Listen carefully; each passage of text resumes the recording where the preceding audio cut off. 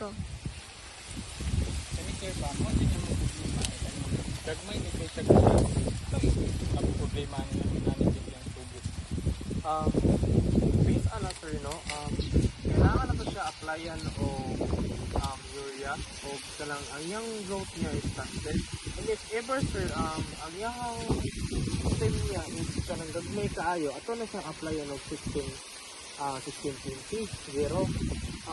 Based po sa mga ako, sir, land preparation, akong kauban naman yung explain na sa inyo. Ang land preparation, sir, dapat hindi sa kamapataka-taka o dapat kay manage ko siya sa weather. Alam na karon kay init dapat kay imugid siyang i-balance sa timing. Then additional lang po dayon, sir, kanang mag-apply ka fertilizer dapat basta ang yuta kay para if ever nga ma-apply din sa dali ra siya mo sunog sa yuta tapos sada ang production.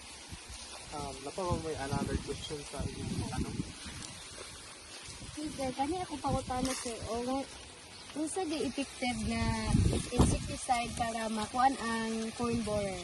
Ang corn borer, ang effective ng mga insecticide nga kanang mga well known is ang karate. Kaya mabang ko na siya ay pupuksa agad sa kanang mga insekto nga gapanira sa inyong mga pananim. So, mga na siya. So, napamamay another nga pangutana. Kawid sir, untay imong i-recommend na males ang iyang pagtubo. Ang sa weed? Oh, Oo.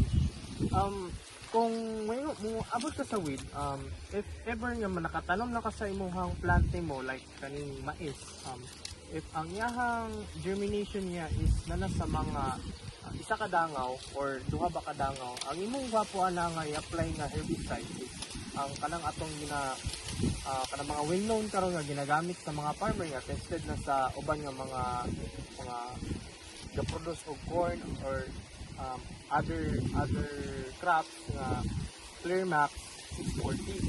So kana siya makatabang na sa imo para mo lambo pa ang imong productive sa imong mga pananom.